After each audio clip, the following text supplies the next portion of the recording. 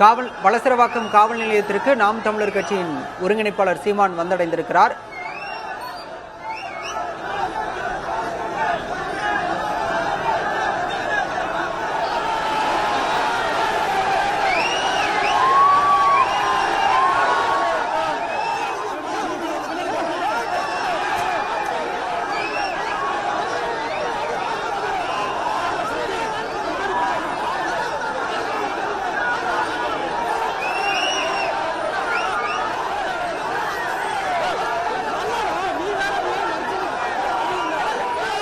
விசாரணைக்காக ஆஜராக 7:50 மணிக்கு புறப்பட்ட சீமான் இடையில் 1 மணி நேர காத்திருப்புக்கு பிறகு தற்போது வளசரவாக்கம் காவல் நிலையம் வந்தடைந்திருக்கிறார்.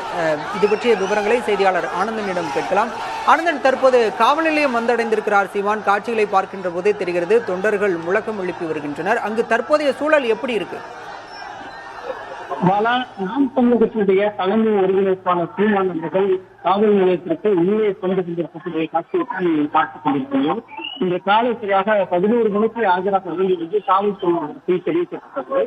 அதன் பிறகு நான் வெளி மாவட்டத்தில் இருக்கிறேன், இந்த நாளை ஆஜராகிறேன் என்று பேசிக் கொண்டிருந்தார். சரியாக ஒரு 6 மணிக்கு மேலாக அவர் காவல் நிலைய வருவாதற்கு எதிர்பார்க்கப்பட்டது. அதன் பிறகு தற்போது 9 மணிக்கு மேலாக வர வேண்டும் என்று காவல்துறை சொல்லியிருந்தார்கள். 9:15 மணிக்கு அவர் அங்கிருந்து தற்போது வடபழனியிலிருந்து புறப்பட்டு இடையிலே 1 மணி நேரத்துக்கு மேல் காத்திருந்து இப்போது உள்ளே வரக்கூடிய காட்சியை தான் நீங்கள் பார்த்துக் கொண்டிருக்கிறீர்கள். உள்ளே தற்போது செல்வது காவல்துறையுடைய விசாரணைக்கு அவர் உட்படுத்தப்படுவார். விசாரணையில் பல்வேறு கேள்விகளை அவரிடம் கேட்க இருக்கிறார்கள். இதற்கு முன்பாக ஆஜராகும் போது பல்வேறு கேள்விகளையும் புகார் கொடுக்கப்பட்ட பாதிக்கப்பட்ட பெண் கொடுத்த புகாரின் அடிப்படையை மையமாக வைத்து கேள்வி எழுப்பப்பட்டது. இப்போ மீண்டும் அந்த புகார் புதுப்பிக்கப்பட்டிருக்கிறது. அந்த புகார் இருக்கக்கூடிய பல்வேறு தகவலை மையமாக வைத்து அவரிடம் பல்வேறு கேள்விகளை காவல்துறையில் கேட்க. இந்த நடைமுறை தற்போது நீதிமன்ற உத்தரவின் அடிப்படையில் நடைபெற இருக்கிறது. அது காவல்துறையினர் வளசரவாக்கத்தினுடைய காவல் ஆய்வாளர்கள் இந்த பணியை செய்திருக்கிறார்கள்.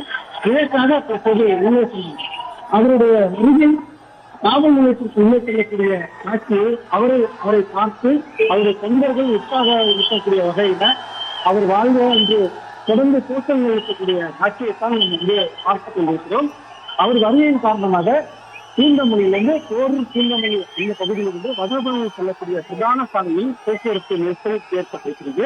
கிட்டத்தட்ட ஒரு 1000க்கும் மேற்பட்ட தொண்டர்கள் நிர்வாகிகள் நிற்கக்கூடிய காட்சியை நம்மால் பார்க்கிறோம்.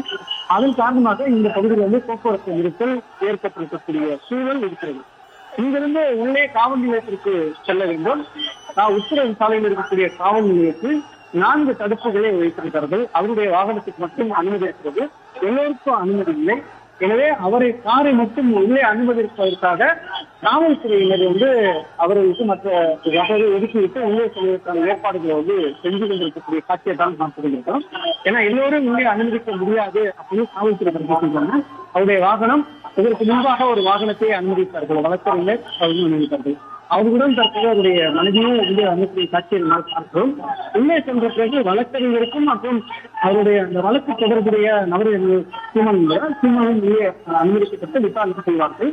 அவரிடம் தொடர்ந்து பல்வேறு கேள்விகள் கேட்கப்படும். அந்த கேள்விகளை மையமாக வைத்து இருக்கக்கூடிய பதிவு மையமாக வைத்து சட்ட ரீதியான நகர்வு இருக்கும். அந்த சட்டமுறையான நகர்வுகள் எப்போது என்னவா இருக்கும் அப்படின்ற கேள்வி மிகப்பெரிய கேள்வியாக இருக்கிறது. காவல்துறையின் இப்பொழுது புதுப்பிக்கப்பட்ட சட்டத்தின் அடிப்படையில் சம்பளம் கொடுக்கப்பட்டவர் இந்த புகாரில் தொடர்புடையவர்களை கைது செய்து விசாரிப்பதற்கும் அதிகாரம் அவர்கள் இருக்கிறார்கள். அந்த அதிகாரத்தை அவர் கையில் எடுக்கிறார்களா இல்லையா அப்படின்னு ஒரு கேள்வி இருக்கிறது. இருப்பினும் சீமான் அவர்கள் காவல் நிலையத்திற்கு விசாரணைக்கு வருவதன் காரணமாக அவருடைய தொண்டர்கள் அதிகமானவர்கள் குவிக்கப்பட்டிருக்கக்கூடிய வருகையை கொண்டிருக்கக்கூடிய காட்சியை நம்மால் பார்க்க முடிகிறது. தொடர்ந்து 5 மணிக்கு அதற்குரிய தொண்டர்கள் தற்போது வரையும் தொடர்ந்து அவர்கள் காத்திருந்து அவருடைய முகத்தை பார்க்கிறார்கள். அவருடைய வாழ்க்கை இன்று கோஷங்கள் எழுக்கிறார்கள். தமிழக அரசுக்கு எதிராக கோஷங்கள் எழுப்பக்கூடிய காட்சியை நம்மால் பார்க்க முடிகிறது. இப்பொழுது உள்ளே சென்று கொண்டிருக்கிறார்.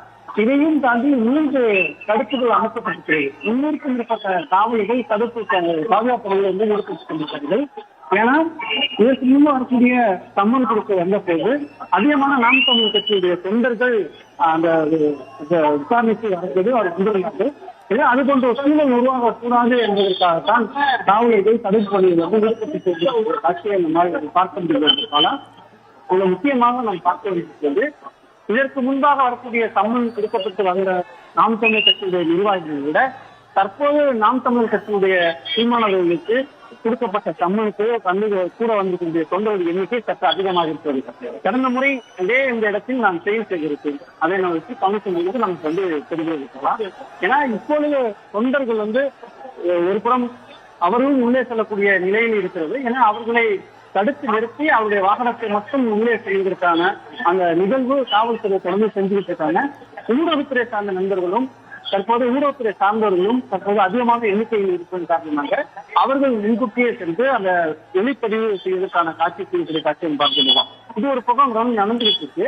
ஆனா நாம் தமிழர் கட்சியுடைய தலைமை ஒருங்கிணைப்பாளர் சீமான் அவர்கள் வந்து விசாரணைக்கு செய்து காவல்துறையினர் பல்வேறு தகவல்களை நம்ம தொடர்ந்து பதிவு செஞ்சுட்டு வருவோம். எழுத்துப்பூர்வமாகவும் வீடியோ பதிவு செய்வாங்க. அவர்கள் கொடுக்கப்பட்ட புகார் கொடுக்கப்பட்ட தகவலை மையமாக வைத்து விசாரணை. இதற்கு முன்பாகவே பாதிக்கப்பட்ட பெண் புகார் கொடுத்த அடிப்படையில நேரடியாக விசாரணை செஞ்சிருக்காங்க.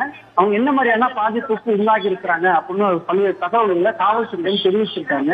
உடல் ரீதியா என்ன மாதிரியான அவங்க வந்து பாதிப்புக்கு உள்ளாகி இருக்கிறாங்க, மனசு ரீதியா என்ன மாதிரியான பாதிப்புக்கு உள்ளாகி இருக்கிறாங்க, பொருளாதார ரீதியான என்ன மாதிரியான பாதிப்புக்கு உள்ளாகி இருக்கிறாங்க அப்படியெல்லாம் தொடர்ந்து அவங்களோட கேள்வி கேட்கப்பட்டு புகார் தொடர்பான விசாரணை செஞ்சு வச்சிருக்காங்க. அவரையும் 2023ஆம் ஆண்டு அப்பொழுதே அவர் வந்து மருத்துவ ரீதியான பரிசோதனை செய்து பல்வேறு தகவல்களை திரட்டி காவல்துறை வந்து வைத்திருக்கார்கள். இந்த நிலையில் தான் தற்போது மீண்டும் 2வது முறையாக சம்மன் திருத்தப்பட்டு தற்போது தலைமை ஒருங்கிணைப்பாளர் நாம் தமிழகத்துடைய தலைமை ஒருங்கிணைப்பாளர் சீமான் அவர்களை விசாரணைக்கு அழைத்திருக்கிறார்கள் நீதிமன்ற உத்தரவின் அடிப்படையில். அப்பொழுது அந்த புகார் கொடுக்கப்பட்ட அத்தனை கேள்விகளையும் இவருடன் கேட்பார்கள். அந்த பதிவெல்லாம் ஆதாரப்பூர்வமாக வைத்து நீதிமன்றத்தில் கொடுப்பார்கள். இது ஒரு பக்கம் நடைபெற்றிருக்கும், சட்ட ரீதியான நகர்வு இருக்கும். ஆனா இந்த வழக்கு தடை செய்ய வேண்டும், என் மீது பொய்யான வழக்கு பதிவு செய்யப்பட்டது என்று உச்ச நீதிமன்றத்தில் நாம் தமிழக சார்பாக வழக்கு செய்யிருக்கு. அது ஒரு பக்கம் வழக்கு வந்துருக்கு. இப்படிதான் இந்த வழக்குடைய நகர்வு இருக்கிறது. பாலா அனந்தன் இது தொடர்பாக பேசலாம், தொடர்ந்து இணைப்பிலேயே இருங்க.